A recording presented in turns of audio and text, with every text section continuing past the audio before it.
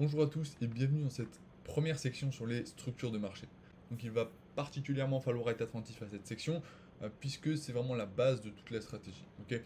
En fait là on va étudier les structures de marché. Les structures de marché ça va nous permettre quoi? D'avoir un biais. Un biais c'est quoi? Tout simplement une direction dans laquelle on voit le marché aller. Ok. Très important. Donc je vous conseille de prendre des notes, d'essayer aussi beaucoup d'aller sur vos graphiques pour essayer de reproduire ce que vous avez compris. Et n'hésitez pas également à m'envoyer toutes vos questions, ou même si vous avez essayé par exemple d'identifier des structures, à me les envoyer pour que je puisse les corriger et que vous puissiez vraiment, entre guillemets, valider cette section. Ok. Ok, cette section c'est extrêmement important à maîtriser. Passez pas à la section d'après ni à la troisième section tant que vous ne l'avez pas compris à 100% parce que c'est la base vraiment de la stratégie. Ok. Si vos structures sont fausses, tout le reste ce ne sera pas bon. Ok. Donc très très très important de vraiment mettre un gros point d'exclamation là-dessus pour pouvoir maîtriser les Smart Money Concepts. Ok. Donc, durant cette section, on va revenir sur pas mal de points sur les structures de marché, notamment la fractalité. Bon, vous verrez ça dans les prochaines vidéos. Donc, juste deux termes qu'il va falloir maîtriser, tout simplement, c'est simple, c'est bullish et bearish. Ok. C'est deux termes qu'on utilise dans les structures de marché majoritairement. Une structure bullish, une structure qui est haussière. Ok. La traduction à ça, c'est haussière. Ok. Haussier, voilà. Et bearish, c'est baissier. Ok. Tout simplement. Donc, quand vous m'entendrez dire on est bullish, ça veut dire on est haussier tout simplement sur une time frame. Ok. Et quand je dis on est bearish, on est baissier. Ok. Donc, très simple. Si vous ne le saviez pas, n'hésitez pas à le noter. Et aussi, je voulais vous faire comprendre quand même ce qui se passe d'un niveau institutionnel parce que moi, en fait, ce qui m'intéresse, c'est également de vous expliquer le sens derrière tout ça, ok, la logique qu'il y a derrière, ok. Ça me semble important, et donc c'est pour ça que je vous expliquerai en fait pourquoi les structures elles tiennent, ok, pourquoi tout simplement quand le prix fait ça, pourquoi on est bullish, ok, mais d'un point de vue institutionnel, et quand le prix fait ça, pourquoi on est bearish. Donc, je vais commencer par vous expliquer ça, je pense, c'est important pour savoir ensuite vraiment donner du sens à ce que vous allez faire, parce que moi, je déteste en fait faire des choses sans savoir ou utiliser des choses sans savoir en fait quel est le réel sens derrière et la logique derrière tout ça. Donc je vais vous expliquer ça. Ce qu'il faut comprendre, c'est que une institution, le Composite Man, donc le Composite Man, voilà, il y a une section dédiée à un lexique, mais le Composite Man c'est simplement une expression de Richard D. Wyckoff qui utilisait ça pour dire en gros la personne qui a le plus d'argent sur le marché et qui fait bouger le marché. En réalité, il n'y a pas qu'une personne. Il y en a 4, 5 plus grosses institutions qui font bouger ce marché. D'accord. Mais on appelle ça le Composite Man, comme ça c'est beaucoup plus simple expliquer et c'est la vision la plus simple pour comprendre vraiment le marché. Okay. C'est plus pratique en fait de voir le marché comme ça. Il faut bien comprendre que le marché il est dirigé et il bouge en fonction des market makers comme on appelle ça. Donc c'est le composite man. Okay. C'est les 2-3 plus grosses institutions qui font bouger le marché. Donc voilà, BlackRock, etc. Okay. Donc ça il faut bien le comprendre.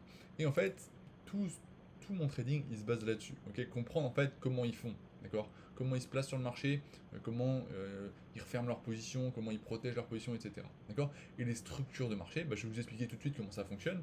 C'est qu'il faut bien comprendre que donc ce composite man, ok, les plus grosses institutions, et pour réaliser des gains sur ce marché, il faut qu'elles fassent un mouvement, d'accord, pour réaliser le gain.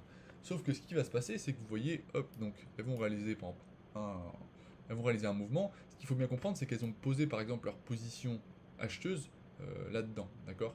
Et donc ce qui va se passer, majoritairement ici, ok. Donc ce qui va se passer, c'est que si elles veulent réaliser des gains sur par exemple une montée du marché, ok, donc sur un marché qui est bullish, qu'est-ce qu'elles vont devoir faire? Elles vont pas à chaque fois, je sais pas, casser leur ancienne position pour les mettre en négatif. Non, elles vont devoir les protéger.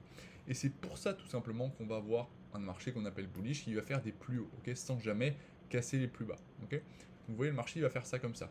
Et donc ce qui va se passer, c'est que par exemple BlackRock, ils vont se placer à ce niveau-ci, très bien, le marché va monter. Qu'est-ce qu'ils vont faire? Ils vont pas aller en dessous, ils vont les protéger ces anciennes positions pour les mettre encore plus en négatif, d'accord. Donc ici vous verrez pourquoi il y a ce mouvement-là, c'est pour recréer de la liquidité, pour revenir sur des ordres perdants, etc. Mais ce qu'il faut comprendre dans la structure de marché, c'est que vous voyez, on vient pas en dessous, on les protège, d'accord. Protège ces anciennes positions, encore et encore, d'accord. Très important à comprendre. Et c'est pour ça, tout simplement, que la structure de marché est importante à comprendre, d'accord. C'est là où il y a les ordres qui sont protégés par le composite man. Donc vous voyez, ici, hop, il va faire monter le marché, très bien, il va replacer les positions acheteuses, le marché va remonter. Qu'est-ce qu'il va faire? Il va pas venir en dessous là, parce que c'est sur ces positions qu'il veut prendre du profit, ok, qu'il veut réaliser un gros profit. Donc tu vois, à chaque fois, il va protéger ses positions. Et comme ça, ses premières positions, elles vont être en positif de beaucoup, et ensuite, il va pouvoir prendre ses profits jusqu'à changer de structure. Et quand il va changer de structure, on passera dans un market qui est bearish, ok. tout simplement. Mais je vais vous expliquer ça juste tout de suite. Si c'est un petit peu flou, c'est pas grave du tout, parce que vous allez voir que cette section est décomposée avec pas mal de vidéos, et que voilà, toutes vos interrogations seront répondues. Et puis si vous, de toute façon, vous avez d'autres questions, n'hésitez pas à me les poser. Ok. Donc il y a deux types de marchés, comme je vous l'ai dit, le marché haussier, donc ici, d'accord, et le marché baissier ici. Ok. Donc un marché haussier, comment ça se compose? Ça se compose tout simplement avec des hauts de plus en plus hauts et des bas de plus en plus hauts. Ok, donc comme je vous l'ai dit, le Composite Man va protéger ses anciennes positions. Donc vous voyez, le prix, hop, va faire ça, toc, on va faire un high. Qu'est-ce qu'il va faire? Il va faire un low. Et s'il est bullish, il ne viendra pas casser ce low. Ok, s'il vient casser ce low, ça veut dire qu'il protégerait plus ses positions. Il passerait bearish, d'accord? Donc très bien. Hop, ensuite il vient faire un haut de plus en plus haut, ok, pour mettre ces positions là plus en positif encore, d'accord, pour réaliser du gain dessus. Toc. Ensuite il va faire un lower high, ok, sans casser ce low, un higher high, un lower high, etc. Ok, et tant que le marché ne cache pas ses anciens lows, on reste bullish, d'accord. Ensuite on a un marché qui est bearish. Un marché bearish c'est quoi? Bah, c'est tout simplement pareil, mais c'est l'inverse, ok. On aurait ici un low, ici un high, ok, un lower high, ok, vous voyez, on vient casser ce low. Pourquoi? Bah parce que là, le Composite Man veut réaliser des gains sur un marché baissier, ok, sur un mouvement baissier. Donc qu'est-ce qui va se passer? Il va jamais revenir au-dessus de ces highs, ok. Pourquoi? Bah parce que c'est ces ordres qui sont protégés, d'accord. Très bien. Donc ici, par exemple, on aura un low, un high, un lower low, ok, on vient en dessous pour réaliser plus de gains sur ces positions vendeuses à ce niveau-ci et à ce niveau-ci, ok, très bien. Toc, un lower high qui protège cet ancien high, d'accord, donc vous voyez, à ce niveau-ci. Ensuite un lower, pardon, c'est pas lower high, c'est lower low. Hop, excusez-moi, toc. Toc, parfait. Lower low. Donc vous voyez, des bas de plus en plus bas, d'accord, et des hauts de plus en plus bas, tout simplement, ok. Donc voilà pour la structure, hein, bullish et bearish. Donc ça, là on est que sur une time frame, etc. Ensuite il va falloir tout imbriquer, puisque le marché est fractal, et là on serait par exemple dans une time frame, mais dans une autre time frame, la structure n'est pas la même. Donc il va falloir définir un biais sur différentes time frames, ok, mais ça on verra ça dans les prochaines vidéos. Ensuite, un autre point où je voulais revenir, c'était sur ces structures de marché. Donc beaucoup, vous verrez, identifient une structure de marché. Voilà, les retail majoritairement identifient une structure de marché, par exemple, avec les trendlines. Okay, donc ils voient quelque chose comme ça, ils disent on est haussier parce que toc, il y a une trendline. Okay. Oui, ils voient ça comme ça. Ils disent toc, on est haussier, et quand on vient casser cette trendline, on passe baissier. Sauf que ce qu'il faut comprendre, c'est que là maintenant vous avez la logique derrière ce qui se passe. Okay, une trendline, il n'y a pas de logique. Là, vous avez une logique, tu vois. Donc là, toi, tu dois comprendre qu'ici, on est dans un marché bullish, ok, haussier. Et donc là, on protège les positions. Ici, on vient protéger ces anciennes positions. Ici également.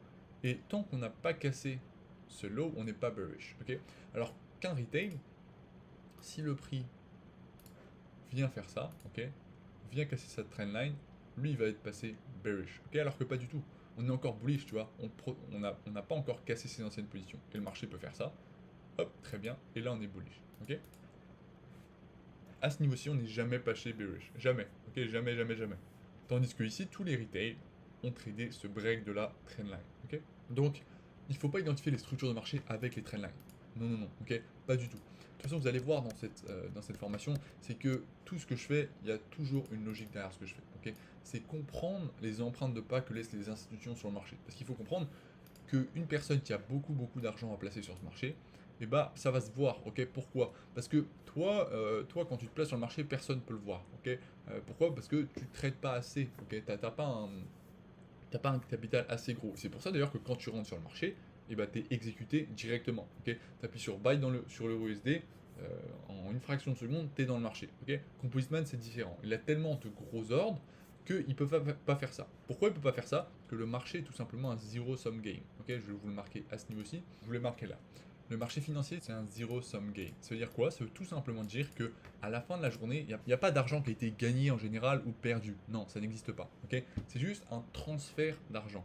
C'est-à-dire quoi? C'est-à-dire que toi, si tu rentres, je sais pas, toi, si par exemple tu gagnes 1000 euros sur les marchés financiers, ça veut dire qu'en face, il y a eu 1000 euros de perte chez les autres. Ok, ou toi, si tu perds 200 euros, ok, bah, c'est qu'il y a eu 200 euros de gains chez les autres, okay, tout simplement. D'accord, chez tous ceux qui sont actifs sur les marchés financiers. Donc ce qui se passe, c'est pourquoi ça? Bah, parce que toi, quand tu rentres un lot en buy, par exemple, bah, en face, il y a un lot en sell, d'accord. Le marché, il est comme ça, parce qu'en fait, faut vraiment se remémorer que c'est tout simplement une histoire d'acheter ou de vendre. Et tu peux pas acheter à n'importe qui. Il faut acheter à un vendeur, ok? Ou alors il faut vendre à un acheteur. Et c'est pour ça que c'est obligatoire que toi, quand tu rentres un lot, eh ben, il y a un lot à l'opposé, ok? Donc si tu rentres 10 lots en achat, bah, c'est qu'il y a 10 lots en vente, ok? Ça te paraît peut-être un peu absurde comme ça, mais si je te fais quelque chose de plus simple à expliquer dans la vraie vie, si tu achètes 10 pommes, bah, c'est qu'il y a une personne qui en a vendu 10, d'accord? Et bah c'est exactement pareil, tu vois.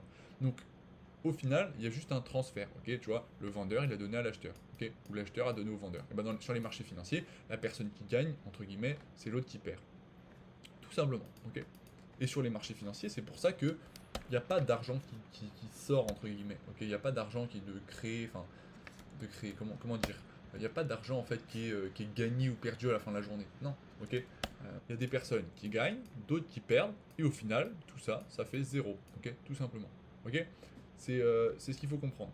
Il y en a qui perdent, il y en a qui gagnent, sauf que ceux qui ont gagné, c'est ce que les autres ont perdu, et ce que les gens ont perdu, c'est ce que les gens ont gagné, ok? Donc, au final, ça fait zéro, ok? La somme est égale à zéro. Donc ça, important à comprendre. Et donc c'est pour ça, en fait, moi, ma stratégie, c'est enfin, j'appelle pas ça trop une stratégie, c'est plus une compréhension du marché, c'est de voir en fait où sont les ordres du composite man, des plus grosses institutions, comment ils se placent sur le marché, tous les mécanismes qu'ils doivent faire, parce qu'en fait ils sont tellement gros sur le marché que leur position se voit, ok.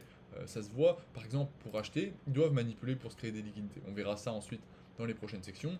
S'ils veulent mener le marché dans une direction, et ben ça va se voir sur les structures de marché, d'accord. S'ils protègent à chaque fois leur low, ok, et ben là ça veut dire que on va s'attendre à des plus hauts, tout simplement. Ok. Donc ça c'est important. Donc là, cette vidéo va pas durer trop longtemps. Ok, on reviendra plus en détail sur tout ce qu'il faut savoir sur les structures de marché dans les prochaines vidéos. Ok, donc ça c'était important quand même de vous rappeler ça, que c'est un zero sum game et justement le but en fait, comment je vois le marché, c'est d'une manière institutionnelle. Ok, comment les plus gros intervenants de ce marché rentrent sur le marché et donc repérer en fait ce qu'ils sont en train de faire. Ok, parce que pour préparer un achat, par exemple, enfin, pour rentrer en buy, ils ont dû le préparer avant. Ok, c'est durant cette phase de préparation qu'on va pouvoir s'attendre à ce mouvement-ci. Ok, donc c'est pareil également pour un marché qui est bearish. Donc ici, vous voyez, là, ça c'est un marché qui est bullish. Ok, ça c'est un marché qui est bullish, mais regardez, hop, toc, hop, ça aussi c'est un marché qui est bullish. Ok, pareil, ok, tout simplement parce qu'on protège chez l'eau, ok, on les protège. Mais ce qu'il faut bien comprendre, c'est que les trendlines ne disent pas si on est bullish ou bearish. Ça, il va falloir s'enlever ça de votre tête. Sauf parce que voilà, sûrement vous avez tradé ça avant, mais ça c'est un principe très retail, on va dire. Ok. Et donc justement, il va falloir penser un peu l'inverse parce que votre trendline que vous tradiez avant, ça va être de la liquidité maintenant. Mais bon, ça on y reviendra après. Ok. Donc là, vous voyez, ça c'est un marché bullish. Ok. Tout simplement.